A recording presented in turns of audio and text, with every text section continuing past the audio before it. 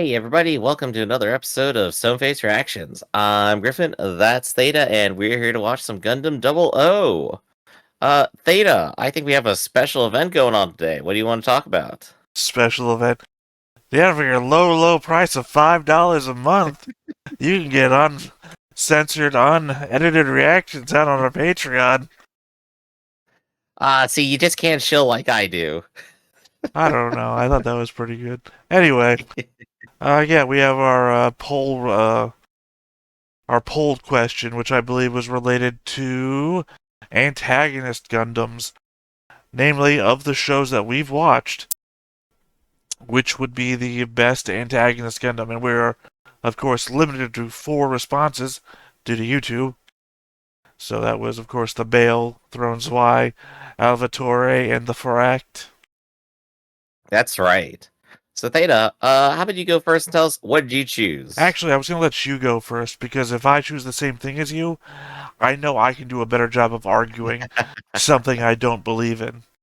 Very well, I chose the Alvatore, the big Gundam-esque battleship that has like 17 generators strapped to it. Yeah, one would believe the obvious choice. I will admit here and now that was also going to be my choice, but that's why I'm cool with just letting you pick first. So what would be your So second choice then? I'll go with the Faract. There you go. So, I think the Fract is probably the worst matchup for the Alvatore here, just because the Fract doesn't really have, like, any kind of physical option. The last time we talked about, like, going against GN drives in, like, a cross Gundam kind of match, we went, oh yeah, no, you could totally take a physical weapon and go through. But the Fract is all lasers. Because it's meant for entirely a system where you can tone down your lasers in space and you're not supposed to like shoot like real shells out into space or anything. So the Fract has like an intense disadvantage here because it now has to figure out how to penetrate shields with weaponry that specifically stop at its shields. I want to interrupt you real quick, only because I want to make a correction on your behalf Fair that enough. I've also had to make on my behalf when talking in the comment section. Is that when we say lasers, we're talking all manner of beam weaponry. We're not specifically just talking about lasers. Hmm. Because, well, like when we were talking about the Barbatos has nano-limited armor, right? That makes it Hmm. immune to beam weaponry. But we just kept saying lasers, and people in the comments were going a little bit apeshit over the fact that not that they were saying that there's a difference, but they were like, well, lasers are weak ass shit, and beam weapons do this and that. And it's like, okay, we mean coverall. When we say lasers, we're doing a coverall for all beam weaponry. Right, right. So I think that's basically my pitch of at least versus the Fract. If I were to go ahead and say versus the other two, Thrones I demonstratably cannot take on the Alvatore, specifically because the Alvatore needed a anti Gundam weapon specifically to be defeated, and the Thrones I does not have that weaponry available to it. The Bale probably stands at least some chance, but now the question is, will it get shot down first before it gets in? To that I say, well, we're talking about the Fract. What do you think? Well, I mean, the Thrones vibe would have a chance. It has all the same GN particle shit that that the Exia has on hand. It says it has the one that'll make sure you don't regenerate. You know, it has Chernobyl radiation on its side. So I'm just But it saying, doesn't have the anti-Gundam sword. sure, but neither did the Volmos, Volmos. Can't remember what it's called. The one that from the guy who we just wrote off and didn't recognize when he showed up. He rammed the Alvatore, and the only reason that he got through the Alvatore shields is because it also had GN particles. Hmm. So, assumedly, anything with GN particles has a chance. Okay, I mean that's a fair point to make. But So what about the Fract then? yeah, Yeah, go I ahead. thought you were about to start defense again. I was like, whoa, I didn't say my piece. The Faract uses EMP particles. So, pointedly, there's a possibility that it could pass through the GN field, or it could disable the GN field. We don't know no one's done it in Double O, hitting a thing with EMP shots. Because we Hmm. also know the Fract also has gun bits if it wants to use them that fire out those, as we saw in the duel with Ghoul, which is the cool way to say it, school. Um, that it hits it, it focuses for a bit, and then that bit of the Gundam unable to be used. Hmm. Now, that is an energy beam that's going to have an interaction with another energy field. Now, again, we've never seen it happen. There's no way to tell if they would have an effect on one another. I know a lot of people have commented that all Gundams are shielded to this and that because things we've seen throughout many different series, but I'm going to put my foot down right now and say different universe Gundams have different effects, and the only things that we can tell are the things we've seen on screen. Well, no, because there was a specific commenter that said Yeah. because of the RX 78, I think it was, all Gundams are shielded. And I had to double check. It's like that's the original Gundam from the very first show, which, by the way, is not in the same universe as Double O or any of these other ones. Every series, they take a moment to stop and say, "This is how our Gundams are different." That's information that matters. Right, the same way that Gundam Wing had Gundanium, and no other show has this immortal, invincible material. We all have Mhm. different stuff, so we can only base what we've Right. seen on what we've seen. So, I love to like expand that example. In Gundam Wing, they literally try to self-destruct them and they can't because it's too strong. Any other series, you self-destruct the Gundam, it's like, no, it's probably gone. right, so I just want to eliminate that now. I do not foresee, based on every episode we've watched of Gundam 00, these mobile suits being immune to EMP Mhm. effects. They can be shut down just as easily. Now, no idea about the GN field because we've never seen it happen, and these particles are made up, as far as I can tell. Yeah. Any defense on the made up part?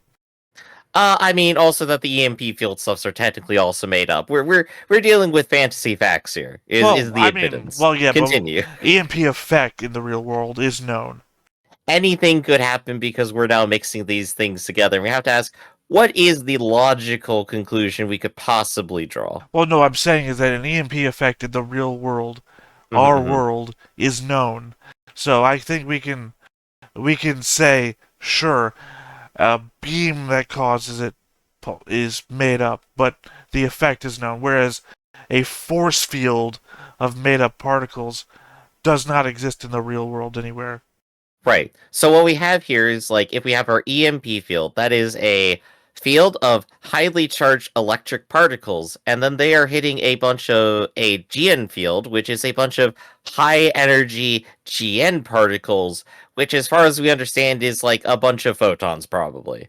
So photons versus electrons, who wins? Well, I think the number of electrons changes the state of the particle. Based on God, I can't remember the word. Sometimes when I'm saying a lot of stuff, I'm just trying to buy time until my brain catches up.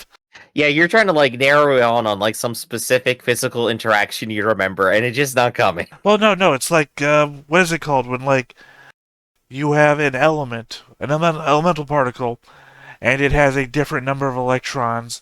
It's still Ionization. no, that's a different thing. No, it has a variation of itself, and that An ion. no, that's not what it is, Griff. There, you can have a different piece of matter of a specific element, and it's different based on how many electrons are going around it. Mm-hmm. Right? That's not ionization. It is a specific name. That's why there's different form, like plutonium 73 versus plutonium 45. All right. Ionization is a different process, but different elements with different amounts of electrons or other things in them are ions, I believe, Doesn't of each sound other. right to me. This is something we look up later. I look up later and then tell you, and you disregard it. But I'm saying that the fact that you can charge an element and it changes the properties of that element. Isotope, actually. Sorry, Isotope, there we that is go. it. Now we found the word. That's the word. I recognize that. Isotope. So different isotopes of different materials or elements or particles have different effects. They act differently. So an EMP affecting an energy field might cause some sort of isotope type effect to change the properties of the field.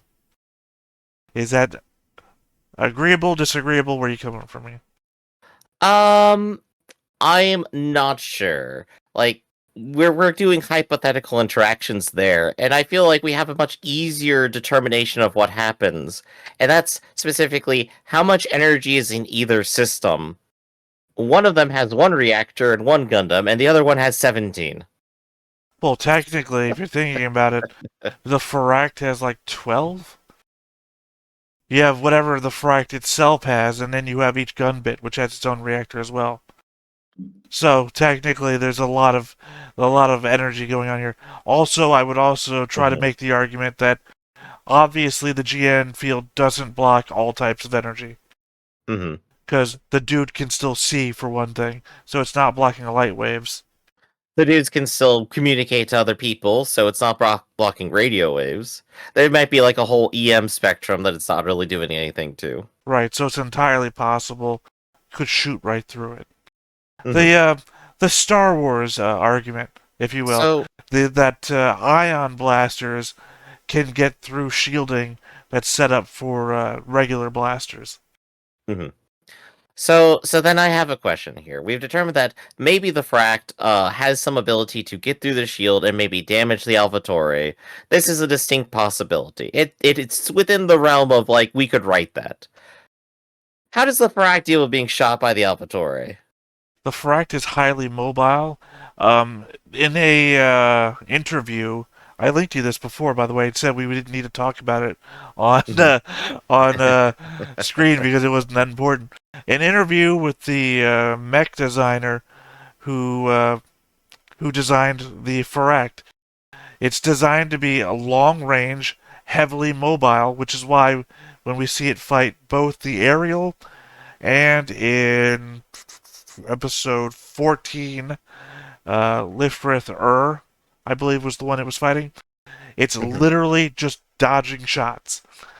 When Elin himself doesn't give a shit. He just dodging shots, talking back. Oh, yeah. It doesn't care. And we've seen the Alvatore shoot. Remember when it shot the, I forget what their, Ptolemy? Is the name? Big ship? Yeah. When it shot that, it was just a large beam, and the Ptolemy is basically immobile most of the time. The Fract could dance around this thing. But what if it got hit? Because we do have an example of long-range Gundams versus the Alvatore, and fast mobile ones versus the Alvatore, and they do still get hit.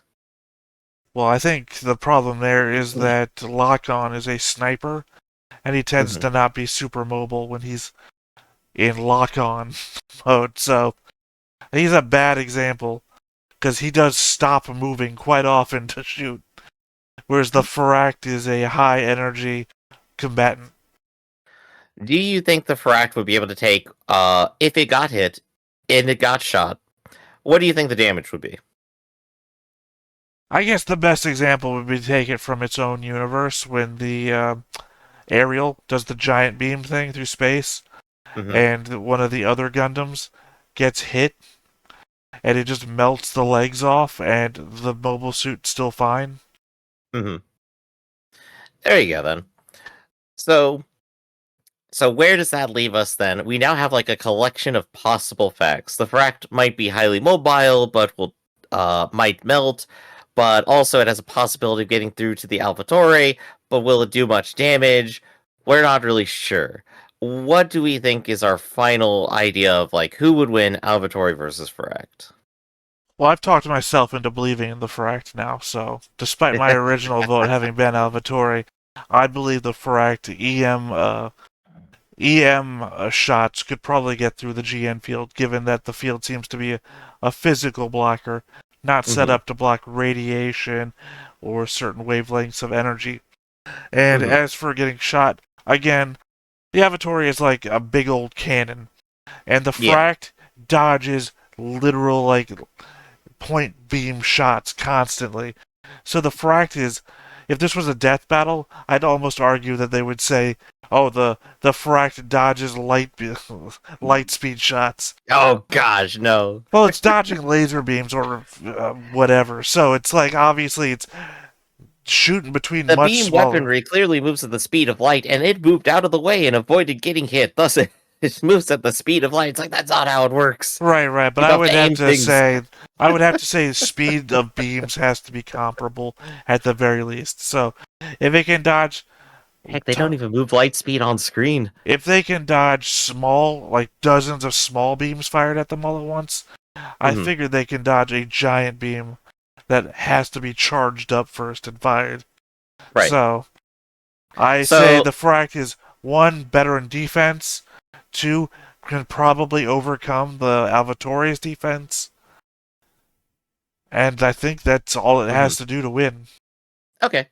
And then I think just to make my own concluding argument, I think the Frax win definitely depends on both its A, mobility, and B, the interaction between fields here, which is basically up to the writer. But I think the Alvatori's win is entirely based upon needing to get one or two hits, and at that point, it's probably won. I think the Alvatori simply is going to outgun the Fract eventually. It doesn't really need that much.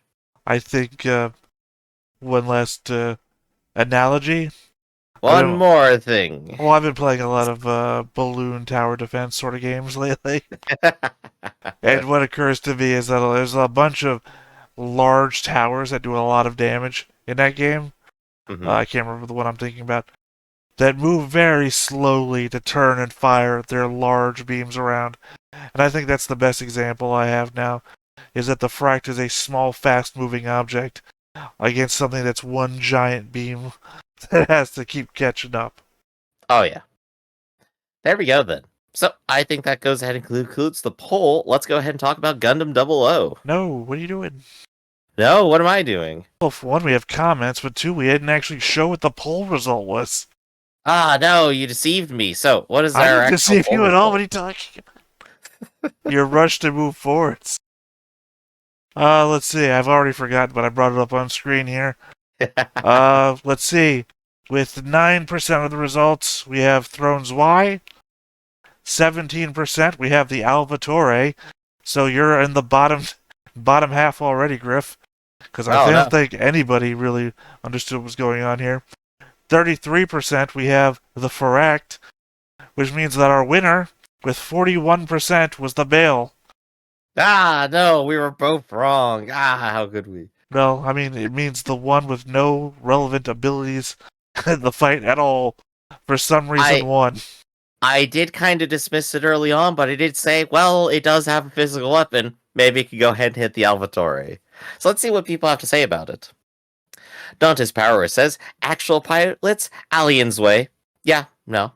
All pilots balance, the GNMA Alvatore, or Alvaron.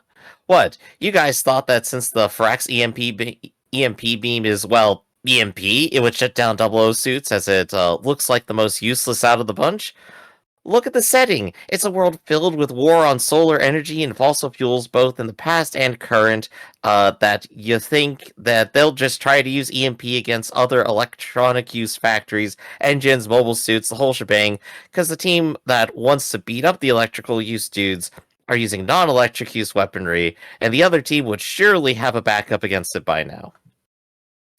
The Double O side would have more than 10,000 reasons to have a very strong anti-ass EMP. And the reason why the GN particles can block most communications and detection systems is simply because it's a high energy particle that releases stuff like negative baryons. And because of the negative nature of the baryons, it's actually quite electrically conductive particle. For all intents and purposes, that makes those GN particles not just a particle, but quite literally an EM particle. But what did it do? First episode, just block civilian level technology and disrupt communications. All electrical mobile suits interfere to a Gundam's technology didn't turn off, and the GNMA Alvatore, or Alvaron, has 7 GN Tau drives, fake drives. Woo! What do you think about that? Well, the first part was assumption. They would have 10,000 reasons, yeah, but they didn't tell us one of them. So, the second half was filled with pseudoscience that I don't remember if it was told to us, and I'm sure we'll be heavily insulted about for forgetting when we are told. But it did bring up one thing to me for why the Bale could win, or Bale. Mm-hmm. Sometimes I don't remember that being the name of the Yeah, suit. they're all in on the Alvatore, so because they're on my side, I instantly believe everything they said is true. Right. But they were saying stuff about shutting down like civilian sector stuff. If you Yeah. recall, the Bale runs off of the God. What were the engines called on that thing? I forgot what they were called, but they do have like those huge shut off everything around them Yeah, drives. they basically disrupt everything. So it's entirely possible that you might be set up to be EM shielded, but you're not shielded against this thing, which also is basically like a GN drive in another universe, because if you read about them, they are literally set up to create power forever, which is why 300 years after the Calamity War, they're still generating power.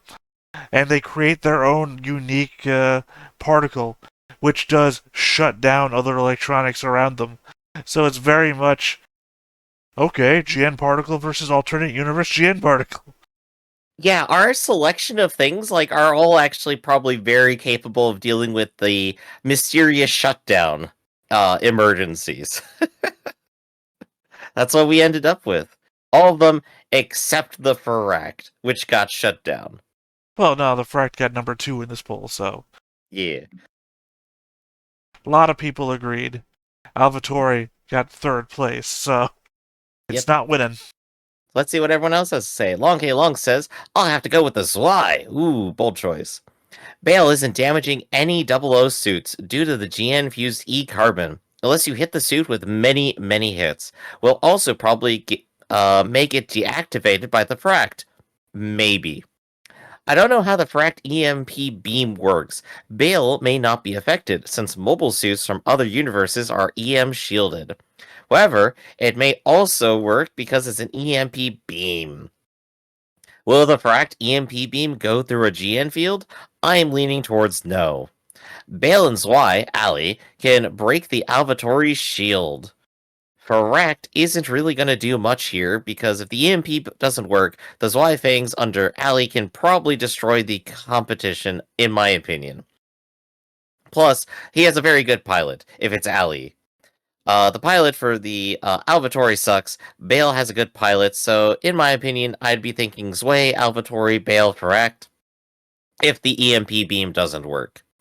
If it did work, the Frat bit works in pairs, and their method of attack is a lot more predictable than Aerial's. The double O Fangs can pick them off fairly easily. How's it more predictable?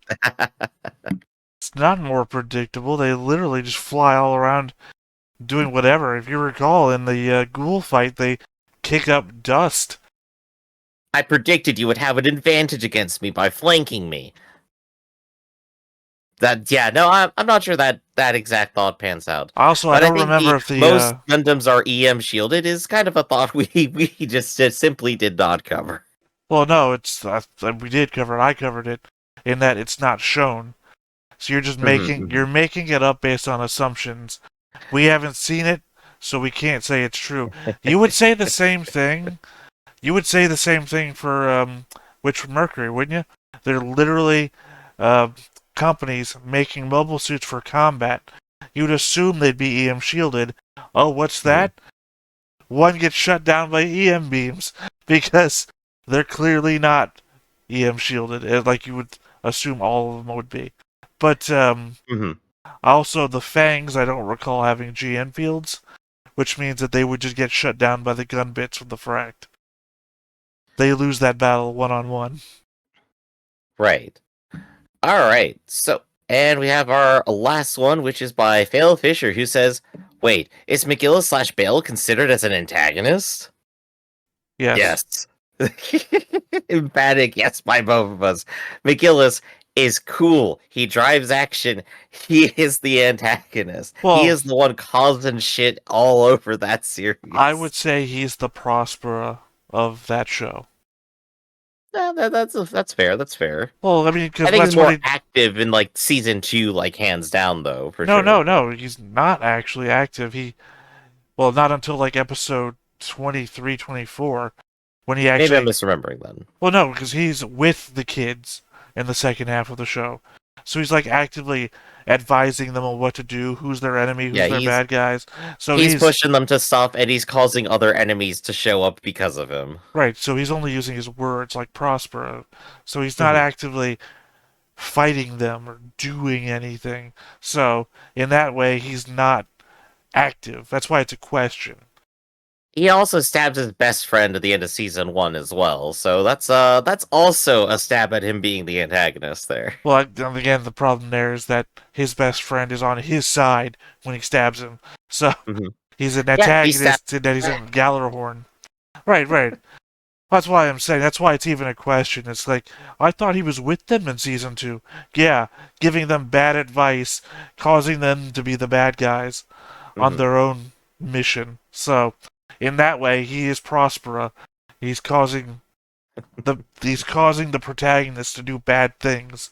That's why protagonist and villain aren't the same thing. Right. Of course, IBO has like the weird thing where it's like it's trying to reverse like every single Gundam theme. So the fact like he has things that can make him appear as the protagonist, like this should be his hero's story or something. Uh, but it's also not. So if it seems confusing, the answer is it's because it's iron-blooded orphans. I don't know. I think it's very clear that he is the primary reason why in season two that our protagonists are not the good guys. Hmm. No, that is perfectly fair right there. So, let's go ahead and talk about Gundam Double O then. So, let's go ahead and see what happened last time. On the Allelujah rescue operation, Celestial Being learns that Allelujah Haptism is alive inside a Human Reform League run prison complex and plan to rescue him and Marina Ismail, but must fight against the A-Law garrison that has been deployed to back the HRL forces in the area. With information from Lock-On, Catheron guerrillas join the raid to rescue their captured comrades. Before escaping the complex in the Arios Gundam, Allelujah encounters Soma Pierces and reveals her name, Maria Parfasy. Setsuna brings Marina back to the Batomos 2 after the reunited Meisters escape. I guess that answers Also, at least one question. That I was like, why the hell are the rebels here? And I guess I missed Lock On giving them information. mhm. I guess they probably did it like in a sentence somewhere. But no, like the implication was definitely that they were informed at least. I also just am now realizing, what is this, 28 episodes in? The other quantum brainwave girl here, Soma, is named Soma. Well, that's a good reference for brain stuff. Oh no, the video game Soma I think was made after. Soma is a concept that predates the video game. Well, for most people, I would assume they know the video game more before they know the concept. But yeah, I mean, I was about to say, yeah, we're also ruining the other cool character by doing this whole backstory shit. Because Mhm. we've already said it's not good, right? If if you had an alternate identity that you had the majority of your life, like more than the actual identity you had, that bringing it back out is probably not for your actual best. It's probably best to live with the identity that you had. There's some weird stuff going on with the quantum brainwave experiment people for sure, where it seems like they've been implanted with new ideas and memories. And Hallelujah's entire season one bit was, I guess, attempting to try to figure out how to live with his alter persona here, right? And ultimately, his alter persona goes, "Nah, fuck this, we're dying, I'm out." Well, it's because he's a different case, because he's like split personalities existing at the same time. Whereas everybody Yeah. else seems to be buried personality now you're just this new person. But Mhm, what I'm mhm. getting at, though, is say you took a 10-year-old, right? And you gave them a new personality and erased or buried their old one, and then they went on for 20 years, and you discovered all that, would you then just erase the person that they've been for 20 years? The answer is they probably need a therapist. And I think the second answer is sometimes that answer is yes. Well, no, because I'm going to flip it on you. Say you did that to a 20-year-old and they've been living an alternate identity for the last 10 years. Hmm. Would you say that's a clear-cut case? Some people live alternate identities for their whole 20 years and then change. So you just don't want to give an answer to this, no matter what.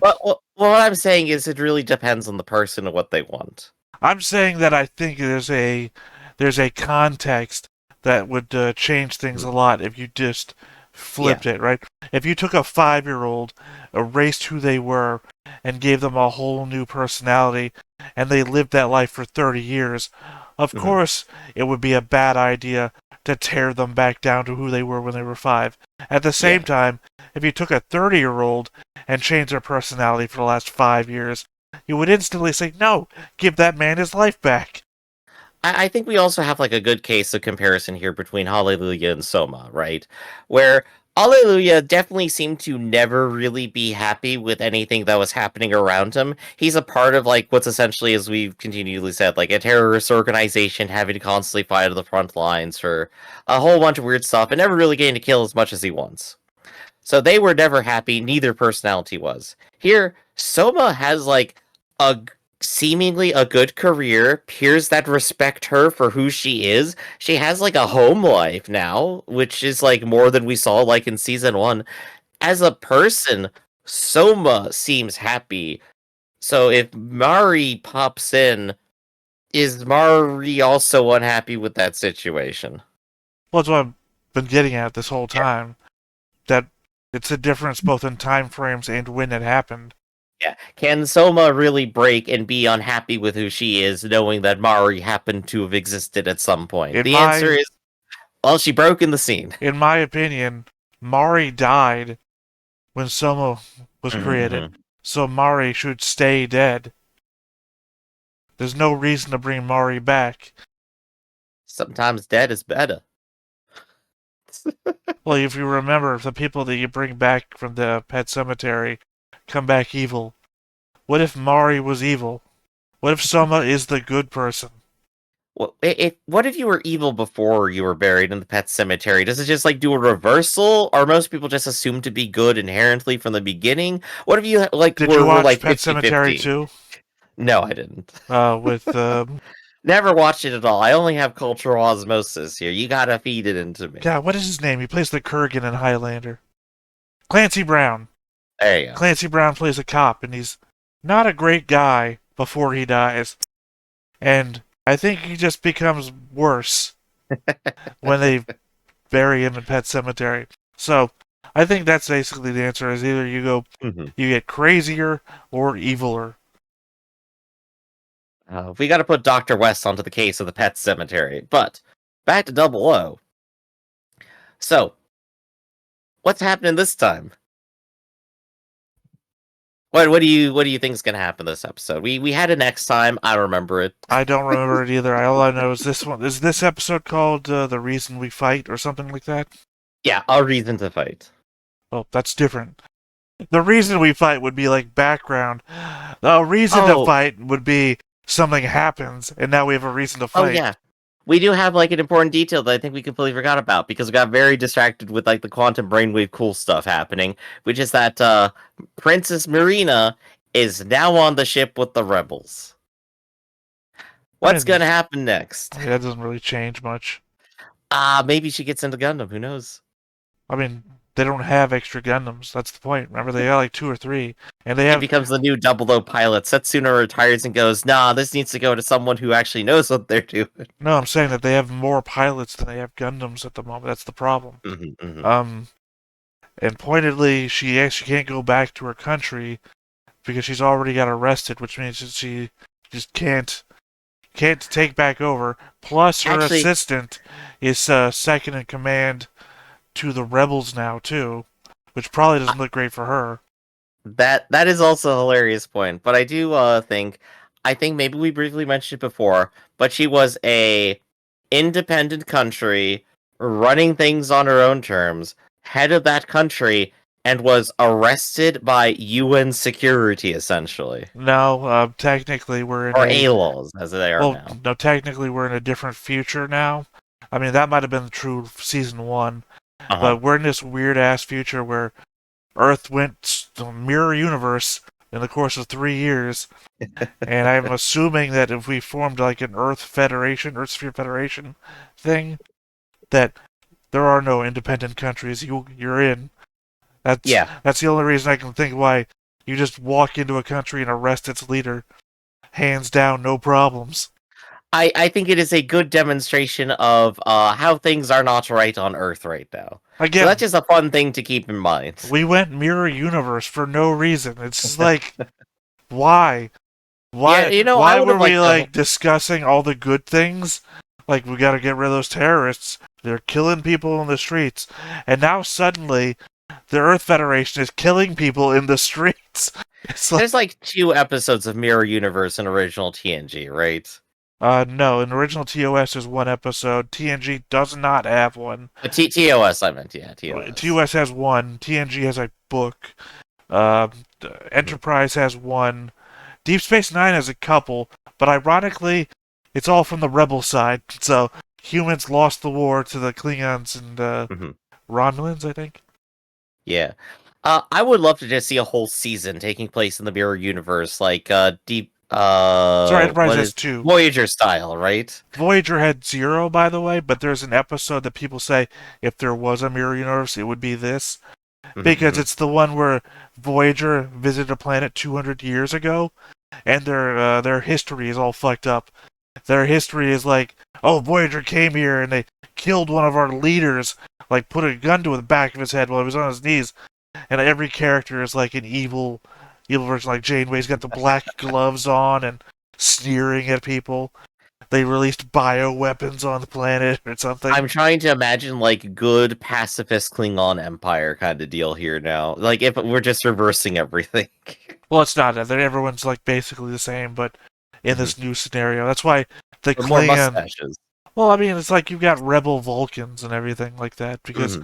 Vulcans got put down and Hmm. now they're fighting back against the Terran Empire. But I'm just Yeah. saying that this is basically what happened. We had Earth government officials seeing terrorism being applied and being concerned about the civilian welfare. And then 3 years later, put those people on a mining asteroid. They did nothing wrong. And then when they come to break them out, make sure you kill everybody instead of making sure they let go. It's This, insanity. this is where I go. Rabble, rabble, rabble. Authority leads to fascism. Rabble, rabble, rabble. Anarchist noises. But nobody wants to hear any of that. Hey, all I'm saying is not every totalitarian authority is evil. You can have, you can lose your free will and still live in a utopia. I'm not saying it's bound to ever happen. I'm just saying that in all of fiction and imagination, it is possible. I, Star Trek planets, or I I think I would like to go ahead and just end it all off with a quote from a very old internet thing called Witch Ninja, where he's asked a question about, like, is it possible that this will happen? And his response is, children, anything is possible, but it is not very likely. That's my feeling towards the happiest totalitarian state. I mean, that's what I gave you in the Raw Zaphon reaction. Yeah, there you go. Anything's Oh, theoretically possible. just not very likely.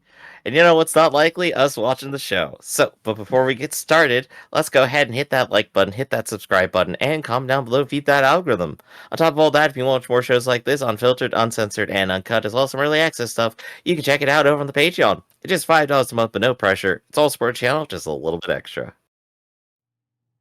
被験体 E57 脳量視波思考手術終了術後の経過観察に入る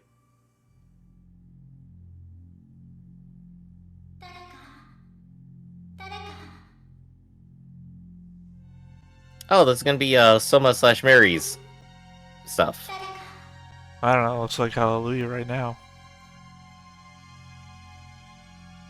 Soma has white hair. Hallelujah has emo haircut. His whole life. Gosh dang kids being hard to distinguish. Well, at least Grow we up know. and get a real look. At least we all know how old they are.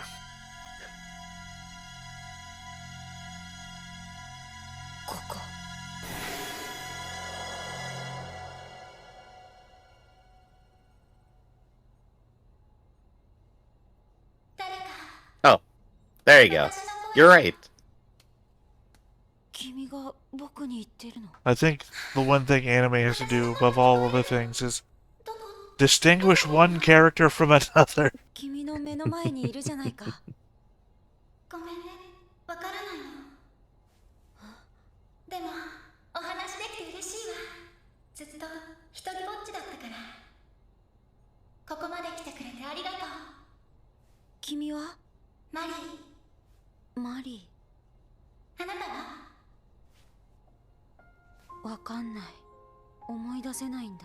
What if Mary's the fake persona?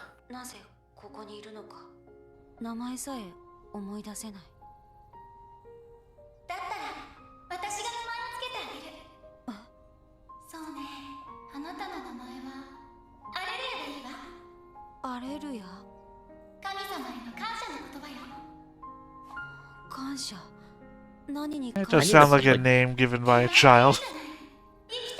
I do gotta put a big pin into how much religious symbolism is really in the show and how relevant is it to the plot.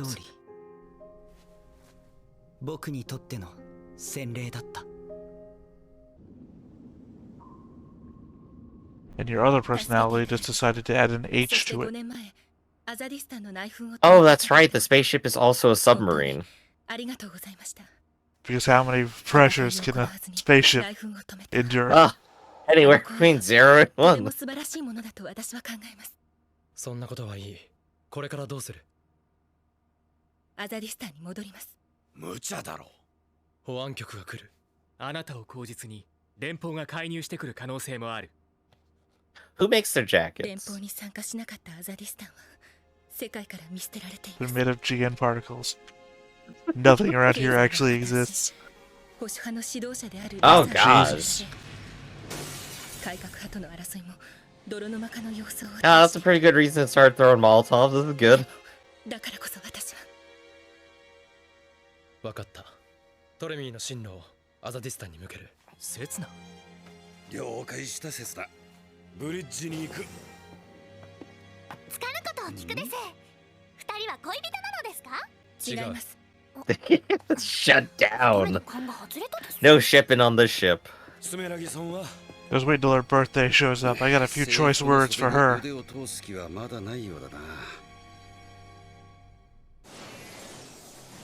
Oh my god, that was another happy birthday thing too, in Gundam Wing. Fuck!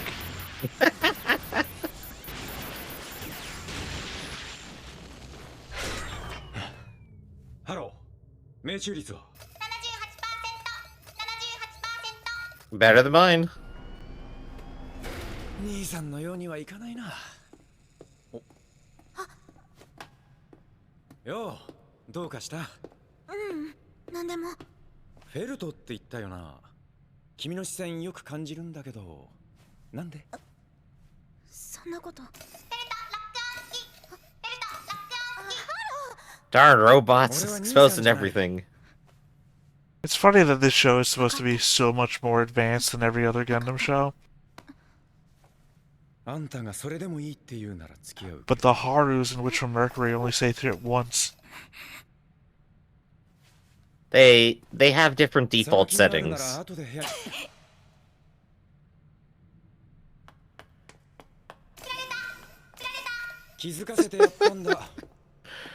Gosh darn it, Haru. 一杯付き合ってもらえませんか？ I know you have an alcohol problem. Let's drink together. 捕虜のガンダムパイロットを奪われ、 At least they're trying. カタロンにまで遅れを取るとは失態だな、大佐。ソレスタルビーイングの戦力を見誤っておりました。言い訳は聞かん。無能な者はアローズには不要だ。凛と少佐、次の作戦は期間が立てろ。 Well, if there's incompetent and then predicting that people would suicide run your prison. 差し上げますよ、大佐。勉強させていただこう。もうよい、下がれ。は。相当作戦を得意としたアーバリント少佐。あの悪名高い男を連れてくるとは。保安局員の証言によると、ガンダムは収監中だったアザディスタンの王女を連れ去ったそうですね。 期間 It は seems like to be the easiest thing to figure out who's missing from your prison. Yeah. 裏若き姫君のため白馬に乗ったナイトを気取るか。 今のソレスタルビーイングは Why does the leader of our villains have to have both blonde hair and blue eyes? I do love that the primary mistake everyone keeps making is that there are romantic intentions to people's actions, and then it just is not true. That is like a continuing thing here in the series. もう一つ、本作戦には彼も参加を願いたいのですが。ミスター武士道。 Alright, I guess that's one reason to get away from wearing the mask if you just call yourself Mr. Bushido. He invents like a new persona every month for himself so he can hire himself out to someone else. それにより部隊は混乱。また周囲の湿度を高め、粒子兵器の効力も半減させた。それにガンダム4機の連携。大胆さと繊細さを合わせ持つこの。 Still no idea how the fuck he survived, by the way. His mobile suit exploded and he was in it. 資料にあった新型か。 Well, they're made from Gundanium, you see. They're not. 噂では多額の寄付をした女性がいるそうですが。物好きな者がいる。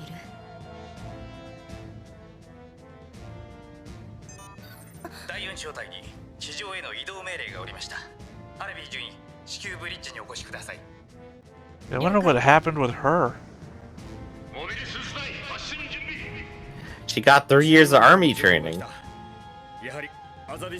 No, she would have needed some of that time to, you know, I guess, get a new arm.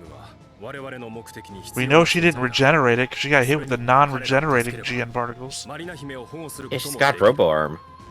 We haven't seen yet. I need to see her crush something with Robo Arm. マリナ、王宮から出ていくって。姫様、今の連邦政府の政策では、たとえ連邦に加盟できたとしても、この国に未来はないわ。なら私は、私のやり方でこの国の未来を作ってみせる。I will be a better leader than you will. あなたのやり方はできないの。この国を立て直すだけではダメなのよ。We need a worldwide rebellion stat. And she's got it. She's done great. それは危険だ。邪魔はしないわ。お願いよ、クラウス。私にも何かやれることはあるはず。ここにいたのか。刹那。どうした？ Something so stupid about Tetsu just walking in a room and saying, "What's up?" 私と一緒に来ない。アザディスタンに。Just being casual. Yeah, that's what I attribute to Tsuna. Casualness. みんなが普通に暮らせる国に、あなたにも手伝ってほしい。それはできない。なぜ？俺にできるのは戦うことだけだ。悲しいことを言わないで。 Also, literally not true. You remember that one time that you captured our enemy religious leader and then walked him through a bunch of people who were shooting at you, and you didn't fight back? 俺もそう思っていた。だが、破壊の中から生み出せるものはある。世界の歪みをガンダムで断ち切る。未来のために。それが俺とガンダムの戦うわけだ。Again, I'm just not sold on the premise of the season. 進路3200で固定します。いいんですか？こんな秘密事項を僕に見せちゃって。I have to think about it a little bit myself here. Well, we'll come back around that at the end, I think. わかりましたよ。いい案だ。I am an engineer and I'm really bad at my job, despite what all YouTube comments will tell me. That's right, hate me. I eat it up. ここにいる連中も同じだ。戦場の最前線へ送られた者、軍に体を改造された者、家族をテロで失った者、ゲリラに仕立て上げられた者、みんな戦争で大切なものを失ってる。世界にはそういう現実があるんだ。でもそうさ、わしらは犯罪者だ。罰は受ける。戦争をなくしてからな。ソーマ・ピーリス、確か人格の長兵だったわね。どうして気づかなかったんでしょうね。僕の納涼支派にあれだけの介入ができるのはマリーしかいなかったのに。国連軍に捕まった時、僕は罪を償う時が来たのだと感じました。I wonder how she feels about the fact you killed every other child in that facility that she might have known. The most richly flavored of all vintage wines. Why also he cares that much about one girl when he again killed every other child in that facility. I think he did just want to... Oh, here he is. Yeah. See?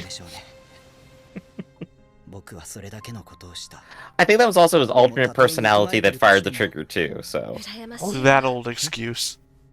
I mean, he definitely feels guilty about it. He's not avoiding responsibility for it. He's like, no, I still did this. Sorry, officer, it wasn't me that was speeding. It was my alternate personality pushing my foot on the pedal. When I ran over all those kids at the bus stop. 自分の忌まわしい過去を払拭しようと思ったの。忌まわしい過去。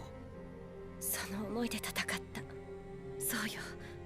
私は自分のエゴで多くの命を犠牲にしたのよ。スメラギさん。でも私は過去を払拭できなかった。今の私には戦う理由がないの。ここにいる理由も。あなたがここにいる理由はあると僕は思います。Because your boyfriend of 3 years certainly is going to take you back now that he knows who you really are. He can just use telepathy now. Just straight up. Yes, we're getting rid of all the science. Even the made-up sciences we already made up. No, it's quantum brainwave stuff. They've laid that down before. Yeah, that just makes it true, right? And real. But also, he can't use his quantum brainwaves anymore? Wait, that's a lie. Well, you're clearly fighting for your sister, who's on the bad guy side. We've seen her. You can't convince me that's not his sister. Who's the blonde guy with the sunglasses? The guy who's suddenly popping up in the back of the picture. Never noticed before.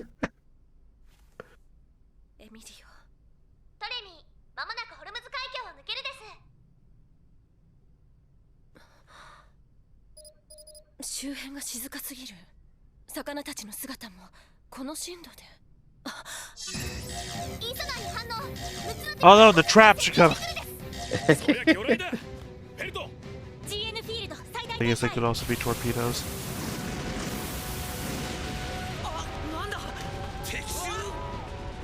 It also seems evident now that GN particles also don't just destroy whatever they come in contact with.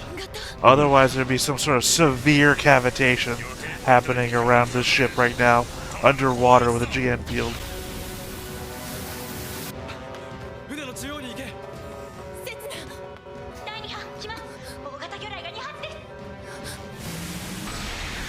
Oh look, normal matter seems to just get through it too. GN penetrating torpedoes, and everybody is dead.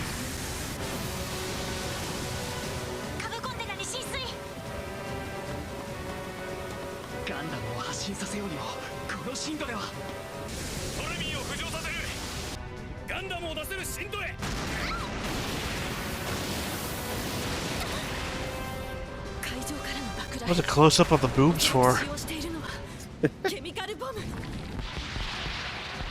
間の爆撃の後、トリロバイトで近接戦闘を行います。敵艦が悪化する様が見られないのは残念ですが。凛と少佐、索敵と初期行動までは見事。しかし相手の指揮官がどう出るか。 Still wish we'd ever see her come up with a plan. She'd walk into the room. She'd walk into the room and hit the plan button. 落ち着いて。手はあるわよ、スメラギさん。もうすぐ爆雷が止む。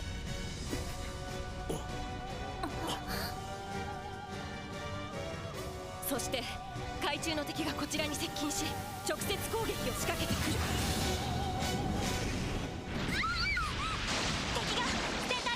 Well, she's predicting correctly, but what's the plan? このままでは破壊する恐れも。ラッキーね、私たちは。何を？索敵不能の敵がそこにいて、トレミーはガンダム出撃深度まで到達している。しかも敵は下部コンテナの注水時間まで短縮してくれたわ。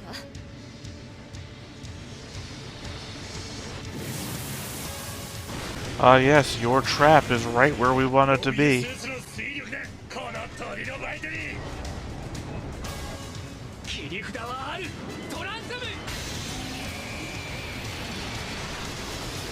Maximum power.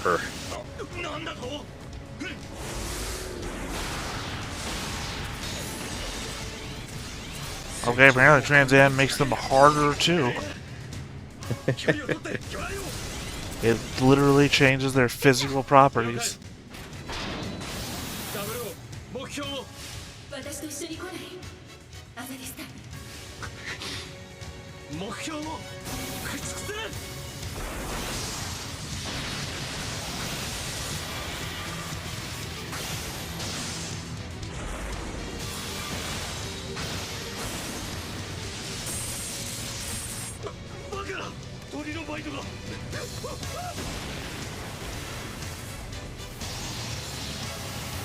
Well, that's one enemy. I'm sure they only sent one.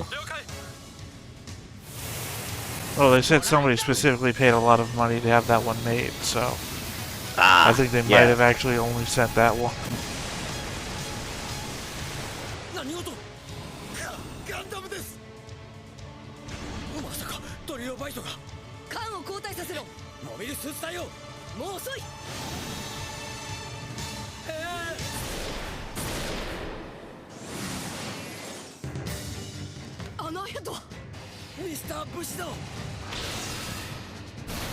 So fucking stupid. The name alone is dumb. I almost feel like that's the point, to just give it away to everyone. Nobody give it away. Who was fooled in the first place? The 10-year-old in the audience, he didn't know.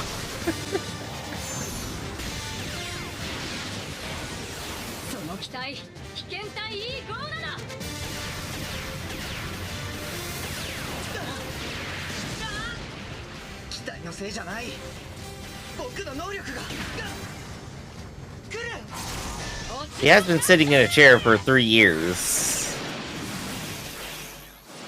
And this is like less than a day after.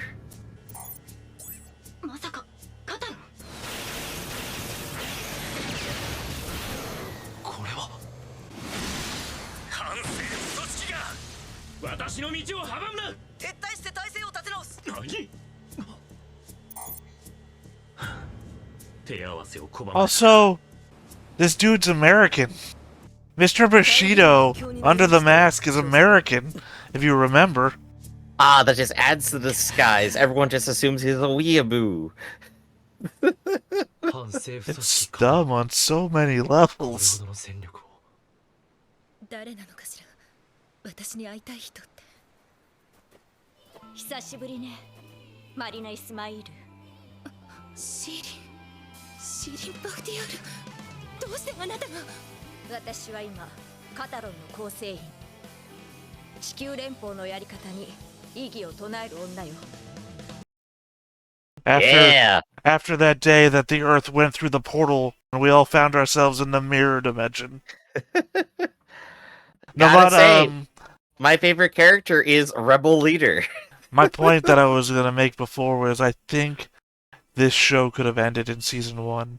It's to be an unpopular opinion for obviously the reactors, who are obviously going to take this as me saying I hate the show. But it's not what I'm saying. I'm saying that if you think about it, all of Earth coming together as one to fight against the Gundam threat, and then forming a government together based on the agreement of not letting these kind of things happen again. Kind of like the best ending. And then we get left also with like Luis and Sanji representing that the civilian toll it took us to get here. And, you know, obviously Sanji's sister as well, and everybody else that we lost along the way. It made for a impactful end moment that didn't actually need to get picked up again. Yeah, I think it would have been a very IBO kind of ending at that point. You know, similarly, it's like, oh yeah, you know, everyone's happy we put down these rebel kids. You're right, that other ending that I was really happy with. Let's see what the next time on is first. ようやく決心したか、ビリー。Billy. お世話になります、おじさん。ここでは司令と呼びたまえ。君には亡きエーフマン教授の後を継いで、新型モビルスーツの開発主任を担当してもらう。了解しました。Oh yeah, that's the guy who got blown up last season for figuring it all out. Yep. And Billy was Mr. Bushido's best friend. I bet the viewers will love this. We gotta take it back to the tailors quick. スメラギリのりえが。九条。君はずっと前から僕のことを利用していたんだね。そして踏みにじったんだ。僕の気持ちを。アローズの無慈悲なまでの攻撃に翻弄されるマイスター。そしてセツナはグレンの炎の中で劇的を味わう。次回、故国もゆ。その再会は劇薬か。Anyway, you were saying. They dropped so much on us right there at the very end. I mean, we all knew we knew they were all interconnected. It's not that huge a reveal.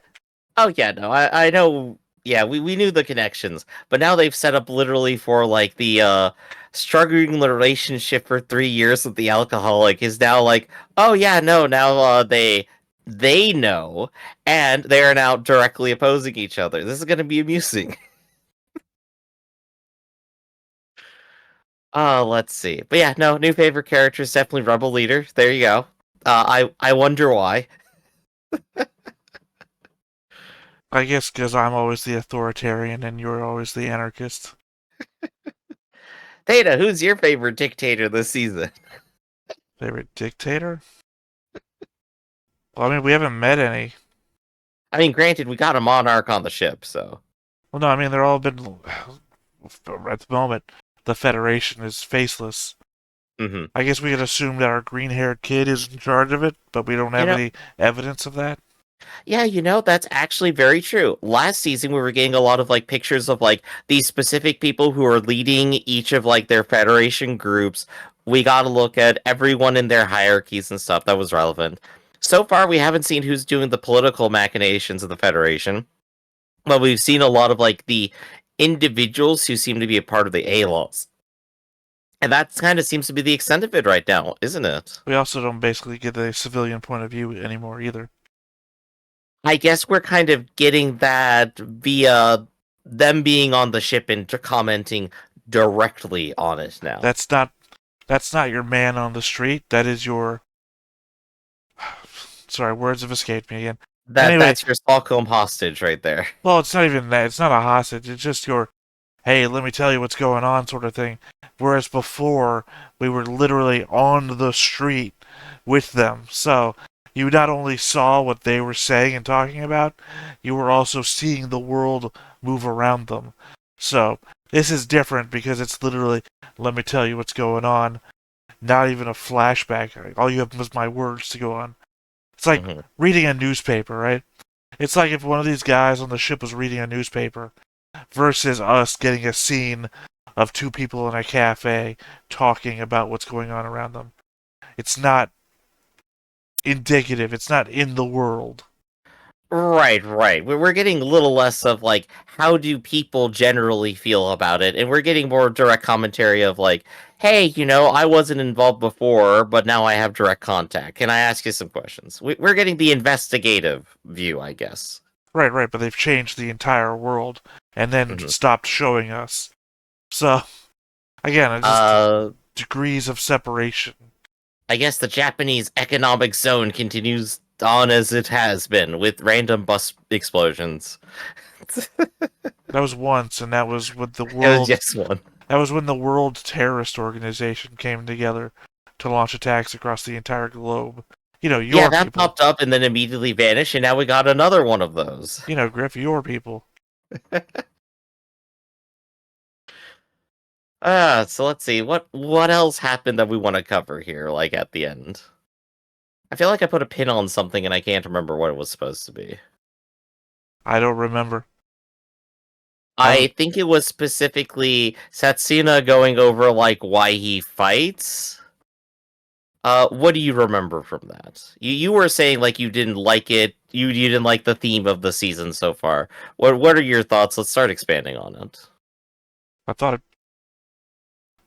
talked over you to get that across, so I don't know. I don't know how much more I could say about that. Sorry, I'm just hoping to reignite it for half a second here. Well, I'm stopping myself because I'm trying to get you to talk more. Because again, as I've just said, talked over you to get that point across. Right. I think to not get like too specific, I constantly feel like with things is that like maybe things could be rephrased to make them more specifically impactful. But I feel like Gundam is either like dealing with like a viewpoint that doesn't like draw in enough, or either or is going too soft-handed so it avoids any accusations, right? That's kind of what I feel here in Setsuna with his reason why he fights. I feel like he could go harder. Do you know how hard it would be to restructure the entire world's government in 3 years? Oh, immensely, I imagine. It would be impossible. They're not done. It would be impossible to restructure every world government to follow one train of organization. But they have the Emperor. Not even logistically. Just like, to get everyone to agree to the same, I don't know, even morals. Like, this is illegal because our moral center says that these things are illegal. And I guess if I were to like go ahead and put up a hypothetical, the only thing they really did was join military forces. And that's just kind of it. But they didn't, though, because they've talked about it as the military being separate from the actual government that's leading everything. Yeah. Also, you could not join all the world's military together into one united force and then still have different governments. Which is why they got the A-laws, the representation of, let's not mess with what everyone has too much, let's just put together one group and go. I feel like if all the world had one... That's like a doable goal. All the world had one military, and then China needs to put down a fight, or needs to put Taiwan democracy down a little bit more. They call on the... Who do they call on? The A-laws. Oh, no, because if your military is worldwide, right, that means some of your military is America, which supports Taiwan, and then China's calling in that very same military to put Taiwan down, and it's... Some of them might even come from Hong Kong, which is going to be real confusing. So it just... What do you... How does the world solve conflicts now at this point internally? That therein is the question. And maybe the answer is they just abduct world leaders now? Well, it's just, again, it's very stupid. That's why I'm saying that I feel like we could have ended on season 1, and it would have made a lot of sense. Plus, you wouldn't have had to resurrect a bunch of characters and done all this weird shit. Just end on season 1. I guess we wouldn't have had the movie either. I guess we needed season 2 to make a movie exist. I think like my hypothetical season 2 right now, like just like ignoring what we have right now, what I probably would have done is gone, all right, we have just Setsuna with Trans Am, Broken Mech. We have him keep like the cool space cape for no reason because it's fun, and he's just doing a one-man rebellion now or something. That could have been a thing. You're a Lelouch. Whether or not that's interesting or not, I don't know. But I clearly have a preference. Well, now I feel like I need to pitch a season 2 how I would have wanted it. Okay. You can hold on to it as long as you want. No, I think, I want them to be delusional, right? I want the whole Veda thing to be wrong, and they've been lied to. There's no 200-year-old conspiracy from a super intelligent person. That maybe this was just one of the world governments with a plan, and it's fallen apart here at the very end. And now they're just an underground, like, remove Celestial Being from season 2, and only have what do they call it, the K names, the rebels, the ones you like. Cathons. Only have the Cathons. They're the resistance now to whatever this manipulating force from season 1 that was deluding them. The one I just made up, so any commenter doesn't get confused. I believe there was something going on in season 1. There's moving pieces in season 1 you could like rehash for it. Well, sure. You take that worldwide or terrorist organization that we heard about and then never got mentioned again. Well, you blew up a couple destroyers and bases. Certainly, they're completely gone now. It's like, no. No, take that worldwide terrorist organization that we heard about and never got mentioned again. Oh, yeah, flip it, yeah. No, make them the ones that were actually in control of Celestial Being this whole time. Mm-hmm. And that this has all just been their ploy to, I don't know, this where I have to lean on you for anarchist shit because, I don't believe in any of it, so it doesn't enter my head. This has been their ploy to question mark. Yeah, no, that's fair. We don't need all the answers. To steal this all is just the something underpants. that you think would be exciting. Yeah. Well, just so that we can then come to season 2 with whoever survived joins the rebels. And now, God, I'm sorry, I'm realizing we're kind of at that stage right now, actually. Well, no, I'm realizing I'm pitching a show that has no Gundams in it. And that's not going to work out very well. A Gundam show without Gundams. Very avant-garde of you. Well, I'm thinking to myself, what's the worst part of this show to me? How all the main characters have these overpowered things that just constantly make it so they don't lose fights and there's no emotional recourse to anything that happens. Well, let's take them away from them. Shit, now my Gundam show has no Gundams in it. Hey, I got a show to pitch to you. It's called Dragon Ball Z, where the main character literally never loses. No, Dragon Ball Z has its own problem. Namely that death has no consequence. Oh, yeah, no, like, that Z drops the ball on that immediately. You remember when Goku got so angry when Krillin died that his best friend was killed, that he went Super Saiyan? And now he's back. Why did he even care? I believe at that point in the story for Dragon Ball, the Earth Dragon Balls can bring anyone back to life once, and you don't get to again. And they already brought Krillin back once back in Dragon Ball because he also died last time. So he's already been through it once, brought back his friend, and now his friend, as far as he knows, is permanently gone. No, there's various number of Kamis and Kais and anything that can bring you back on a whim. Plus, you'll see your friend when you die, because it's just a place we all exist in. And also, not to mention, Namekian Dragon Balls, Galactic Dragon Balls. Those came later. Like, at the time, I don't think Goku was even really all that aware of, like, how the Namekian Dragon Balls worked. It wasn't playing and stuff. He was there to fight Frieza. He was aware that the afterlife was a place that you could just hang around in with other people. I think King Kai actually has to organize everyone else to go deal with the Dragon Balls. Jeez. I'm just saying, he died already previously and was aware that the afterlife was a place that literally everyone just hangs out in. So yeah, hangs out, trains forever. Yeah, his happy place. Oh, Krillin died. I'll see you on King Kai's planet. Just some shit. Anyways, we should probably wrap this episode up at some point. Well, no, you didn't want to just talk about Dragon Ball Z for another hour? Alright, so, this has been Stoneface Reactions, everybody. I'm Griffin, that's Theta, and catch us on DBZ Kai. See you next time. Hey everybody, thanks for watching another Stone-Faced Reactions. If you have an idea of another video we could go ahead and watch, go ahead and put it in the comments down below and we'll add it to the wheel. Be sure to like, comment, and subscribe, and let us know what you thought about this video and what parts you liked. And until then, we'll see you next time. Is this too goofy?